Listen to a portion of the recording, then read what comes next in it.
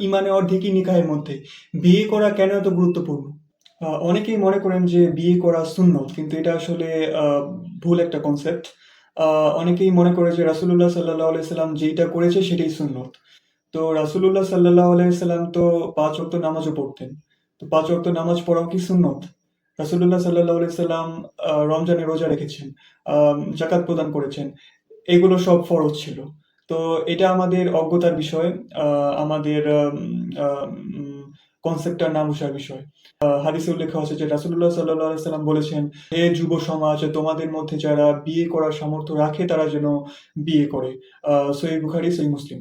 রাসূলুল্লাহ সাল্লাল্লাহু আলাইহি সাল্লাম বিয়েকে ডিরেক্টলি উৎসাহিত করেছেন এবং এক সাহাবী রাসূলুল্লাহ সাল্লাল্লাহু আলাইহি সাল্লামকে জিজ্ঞাসা করে যে, "আমার আর্থিক সামর্থ্য নেই, কিন্তু আমি বিয়ে করতে চাচ্ছি, আমি কি বিয়ে করতে পারবো?" আ রাসূলুল্লাহ সাল্লাল্লাহু আলাইহি সাল্লাম তাকে বিয়ে করতে উৎসাহিত করেছিলেন এবং তার বিয়েতে মোহর হিসেবে কুরআন শিক্ষা দেওয়াকে তিনি মোহর হিসেবে উল্লেখ করেছিলেন। পবিত্র আল কুরআনে আল্লাহ তাআলা বারবার ডিরেক্টলি বিয়ে করার কথা আল্লাহ তাআলা বলেছেন। আ আল্লাহ তাআলা বলেছেন যে, "আমি আম সবকিছুকে জোড়ায়, জোড়ায় সৃষ্টি করেছি।" সূরা ইয়াসিন আয়াত নাম্বার ৩৬। আল্লাহ তাআলা বলেছেন যে, "আল্লাহ তোমাদের জন্য তোমাদের মধ্য থেকে স্ত্রী সৃষ্টি করেছেন, যাতে তোমরা তাদের কাছে প্রশান্তি পাও।"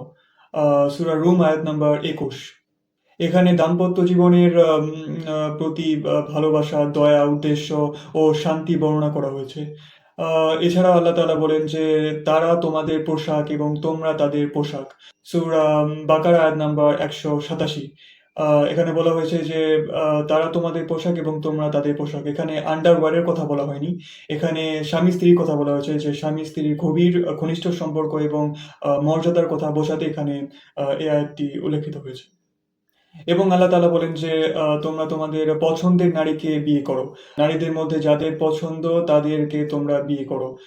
এখানে নারীদের মধ্যে ২, ৩ বা ৪ জনকে বিয়ে করার কথা বলা হয়েছে। কিন্তু যদি আশঙ্কা রাখো যে একাধিক স্ত্রীর মধ্যে সমতা এবং সুবিচার করতে পারবে না, তাহলে একটিই বিয়ে করো। কিন্তু বিয়ে করাকে এখানে ডিরেক্টলি আদেশ দেওয়া হয়েছে এবং অন্যান্য আয়াতগুলোকে এনালাইজ করলে আমরা জানতে পারি যে বিয়ে করা বাধ্যতামূলক। এবং আরেকটি আয়াত আল্লাহ তাআলা বর্ণিত করেন সূরা নূরে আল্লাহ তাআলা বলেন যে, "তোমাদের মধ্যে যারা অবিবাহিত তাদেরকে বিয়ে দিয়ে দাও। যদি তারা আম দরিদ্র থাকে তাহলে আল্লাহ তাআলা নিজ অনুগ্রহে তাদেরকে সম্পদশালী করিয়া দিবেন।" আ সূরা নূর আয়াত নাম্বার 32। এবং এইগুলো আল্লাহ তাআলার বিধান, এগুলো পবিত্র আল কোরআনের আয়াত এবং আমরা জানতে পারলাম যে বিয়ে করা ফরজ, ম্যান্ডেটরি। আচ্ছা।